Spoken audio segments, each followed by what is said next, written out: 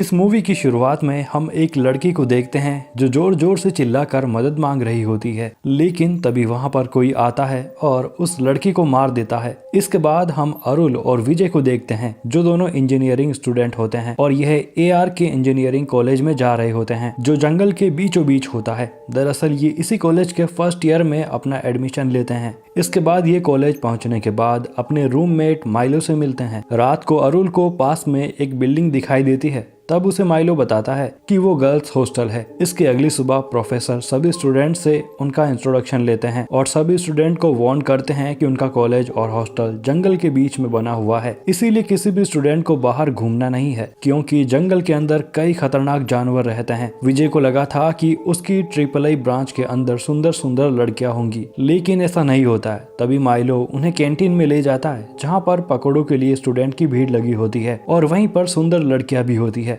क्योंकि वहां पर पकौड़ी की दुकान बहुत फेमस होती है। इसके बाद अरुल की नजर श्रुति नाम की लड़की पर जाती है जो भीड़ में से पकौड़े की प्लेट लेकर आ जाती है, लेकिन वो बाहर साइड में जाकर उसमें थूक देती है और फिर उस प्लेट को सीनियर्स को दे देती है। दरअसल सीनियर्स डेली श्रुति की रैगिंग करके उससे पकौड़े की प्लेट मंगवाते हैं, इस वजह से इस बार श्रुति उसमें थूक देती है। अब क्योंकि ये सब अरुल और उसके दोस्त देख रहे होते हैं, इस वजह से वो गंदा सा फेस बना लेते हैं और जब सीनियर्स देखते हैं तो उन्हें अपने पास बुलाते हैं और उनसे पूछते हैं कि वो ऐसा मुंह क्यों बना रहे हैं, लेकिन श्रुति अरुल को मना कर देती है कि वो इस बारे में किसी को कुछ भी नहीं बताए। इस वजह से अरुल चुप रहता है। तभी वहां पर गर्ल्स हॉस्टल की वार्डन आ जाती है जो बहुत स्ट्रिक्ट होती है, जो सभी को वहां से जाने के लिए कहती है। गर्ल्स हॉस्टल का गेट 6 बजे बंद कर दिया जाता है और 9 बजे के बाद किसी भी लड़की को अपने कमरे से बाहर निकलने की परमिशन नहीं होती है। साथ ही सभी लड़कियों को टेरेस पर जाने के लिए भी मना किया जाता है। इसके बाद हम देखते हैं कि स्वाति नाम की लड़की श्रुति के कमरे में आती है।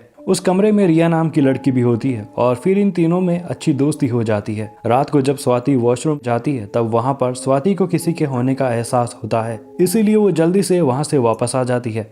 अगली सुबह अरुल पहले से ही पकौड़ी की प्लेट खरीद कर रखता है और श्रुति को देखकर उसे सीनियर्स को देने के लिए कहता है। फिर श्रुति उसी तरह से उसमें थूक कर सीनियर्स को दे देती है। वहीं दूसरी तरफ अरुल के दोस्त विजय को सीनियर्स रैगिंग करने के लिए पकड़ लेते हैं और उसे चेयरमैन की गर्लफ्रेंड शुभा को एक वर्ड में कुछ बुरा बोलने के लिए कहते हैं। इस वजह से विजय उस लड़की को आंटी बोल देता है। इसके बाद शुभा का बॉयफ्रेंड चेयरमैन बास्केटबॉल ग्राउंड में विजय को घुटने के बल खड़ा कर देता है और फिर जब अरुल विजय को लेने आता है तब चेयरमैन उसे अपने साथ मैच खेलने को कहता है और अरुल को मैच जीतने के लिए 3 गोल करने होंगे। अब यहाँ पर अरुल पहला गोल तो कर लेता है, लेकिन वे लास्ट के 2 गोल नहीं करता है और जब चेयरमैन उससे पूछता है कि वो मैच जीत सकता था फिर हारा क्यों, तब अरुल कहता है कि अगर वो मैच जीत जाता तो इतने सारे स्टूडेंट के सामने सीनियर्स की इज्जत की धज्जियां उड़ जाती। ये बात सुनकर वो चेयरमैन बहुत इंप्रेस हो जाता है और अरुल को अपनी टीम ज्वाइन करने के साथ साथ उसको और उसके दोस्तों को अपनी क्लास बंक करके घूमने फिरने की परमिशन देता है। लेकिन उससे पहले इन्हें अटेंडेंस रजिस्टर के अंदर अपनी अटेंडेंस लगवानी होगी और रजिस्टर स्वाति के पास होता है, इसीलिए माइलो स्वाति से बात करके ऐसा करने को कहता है, लेकिन स्वाति उसे साफ साफ मना कर देती है। इसीलिए अरुल ये काम श्रुति को करने के लिए कहता है कि वे रात को चुपके से स्वाति से रजिस्टर लेकर उनकी 4 दिन की अटेंडेंस लगा दे।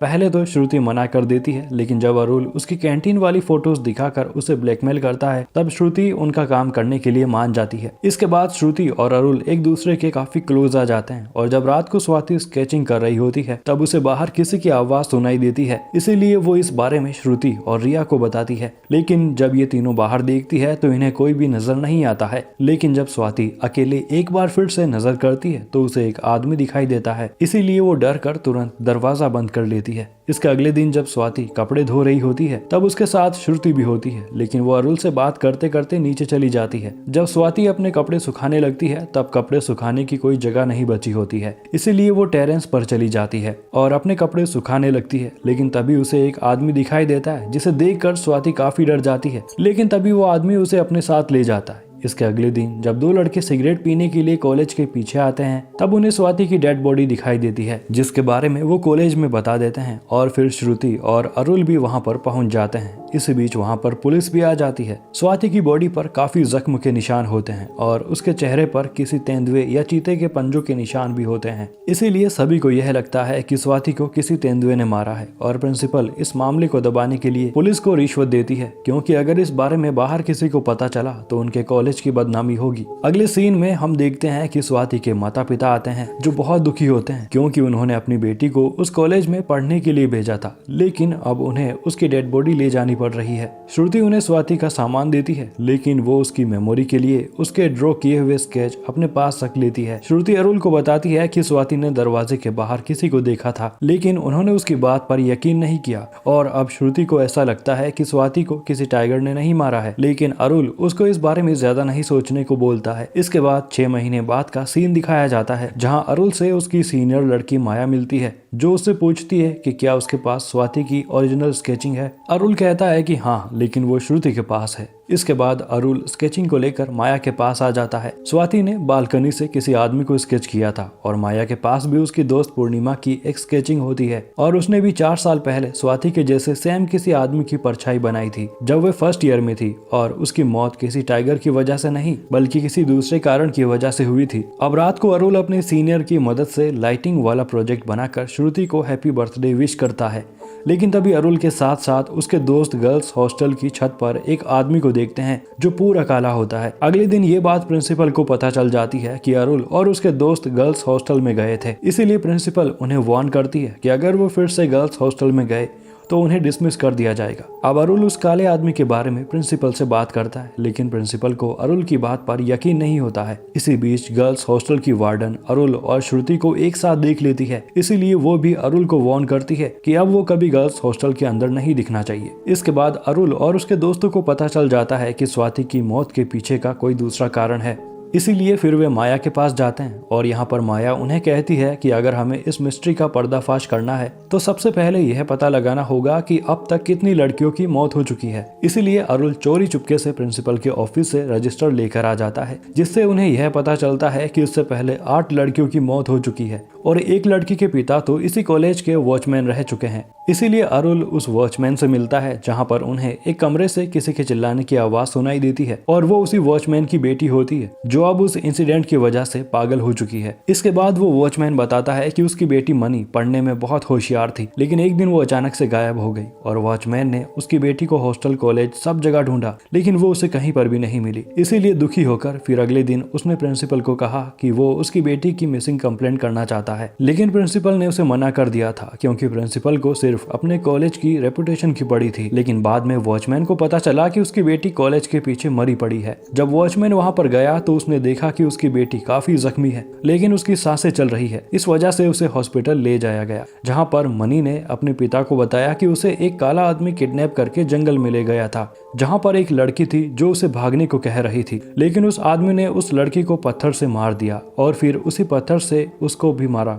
उसे लगा कि मनी मर चुकी है, इसीलिए उसने मनी को हॉस्टल के पीछे फेंक दिया। और जब यह बात वो प्रिंसिपल को बताते हैं तो प्रिंसिपल को यकीन नहीं होता है। उल्टा वे तो मनी के बारे में बहुत कुछ बुरा भला कह देता है, जैसे कि वो कैरेक्टरलेस है और अब वो कोई मनगढ़ंत कहानी बना रही है। ये सुनने के बाद मनी को बहुत बड़ा सदमा लगता है और उसी दिन से वो पागल हो जाती है। इसके बाद अरुल को पता चलता है कि जो लड़कियां अब तक मर चुकी है वो सब भरतनाट्यम जानती थी और यही उनमें कॉमन पैटर्न होता है। और अब उन्हें पता चल जाता है कि कोई साइको किलर है जिसने उन सब लड़कियों को मारा है। अब अरुल, माया और माइको के साथ उस किलर को ढूंढते ढूंढते जंगल में आ जाते हैं, लेकिन काफी अंधेरा होने की वजह से उन्हें कोई नहीं दिखता है। लेकिन वहाँ माइलो कुछ फोटोज खींच लेता है और जब वापस आकर अरुल उनमें से एक फोटो को देखता है तो उस फोटो के अंदर उनके पीछे वो सीरियल किलर होता है। तभी वह माया को कॉल करता है, लेकिन माया उस टाइम बालकोनी में होती है। तभी वो काला आदमी आता है जो उसे उठाकर हॉस्टल के टेरेस पर ले जाता है और उसे वहीं से नीचे फेंक देता है, जिस वजह से माया की मौत हो जाती है। और ये सब कुछ अरुल देख लेता है, जिससे अरुल बहुत ज्यादा डिस्टर्ब हो जाता है। इसके बाद श्रुति उससे पूछती है कि आखिर यह चल क्या रहा है। तब अरुल उसे सब कुछ सच बता देता है और उसे स्वाति का स्केच देकर कहता है कि वो बाकी लड़कियों से पूछे कि क्या उनमें से किसी ने इस आदमी को देखा है। अब अरुल को लगने लगता है कि जरूर उस कॉलेज के अंदर कुछ ना कुछ गलत हुआ है, इसीलिए वो उस पकौड़े बेचने वाले से पूछते हैं, क्योंकि वो कॉलेज में तब से हैं जब ये कॉलेज बना था। और वह अरुल को कॉलेज के एक इंसिडेंट के बारे में बताते हैं। दरअसल जब गर्ल्स हॉस्टल का डी ब्लॉक बन रहा था तब एक काली नाम के वर्कर ने किसी लड़की को नहाते हुए देख लिया था। इस वजह से उस कॉलेज के लड़कों ने काली को बहुत मारा और उसके प्राइवेट पार्ट को तोड़ फोड़ दिया था।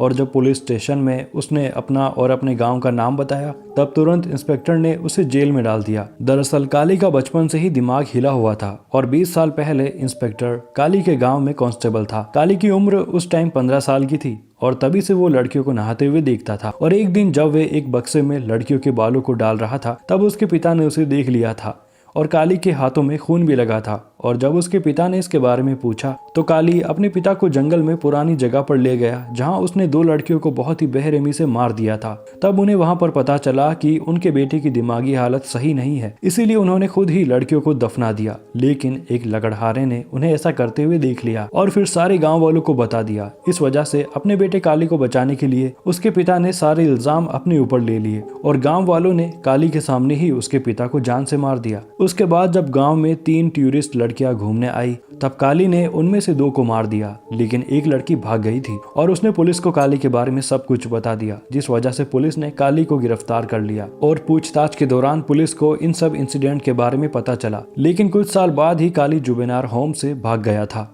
और अब उस इंस्पेक्टर ने काली को इतने टाइम बाद में अपने सामने देखा था। अब ये सब कुछ अरुल को पता चल जाता है। तभी उसे श्रुति कॉल करके बुलाती है, जो उसे बताती है कि तनु नाम की लड़की जो कि भरतनाट्यम करती है उसने उस काले आदमी को देखा है। इसीलिए फिर अरुल प्लान करके अपने दोस्तों के साथ गर्ल्स हॉस्टल में घुसकर तन्नू के रूम में चला जाता है, क्योंकि उसे पता होता है कि वो काला आदमी तन्नू को मारने के लिए जरूर आएगा। तभी तन्नू अपने लंबे बालों की विग निकालती है और माइलो को बताती है कि ज्यादातर भरतनाट्यम करने वाली लड़कियां लंबे बाल रखती है। तभी अरुल को पता चलता है कि वो काला आदमी सिर्फ उन्हीं लड़कियों को मारकर उनके बाल काटकर अपने पास रखता है जिनके लंबे बाल होते हैं। और वो तन्नू से पूछता है कि क्या वो काला आदमी उस टाइम तुम्हें देख रहा था? तब तन्नू कहती है कि नहीं, वो श्रुति के कमरे की तरफ देख रहा था। तभी अरुल को रिया का कॉल आता है, जो उसे बताती है कि वो काला आदमी उसे मारकर श्रुति को अपने साथ ले गया, क्योंकि श्रुति के लंबे बाल होते हैं। अब इससे पहले कि अरुल बाहर निकले, वार्डन बाहर से दरवाजा लॉक कर देती है, लेकिन अरुल उन्हें समझाता है कि ये काला आदमी श्रुति को उठाकर ले गया और वो उसे मार देगा। पहले तो वार्डन को अरुल की बात पर विश्वास नहीं होता है, लेकिन जब वो अपने सामने उस काले आदमी को देखती है जिसके पास श्रुति होती है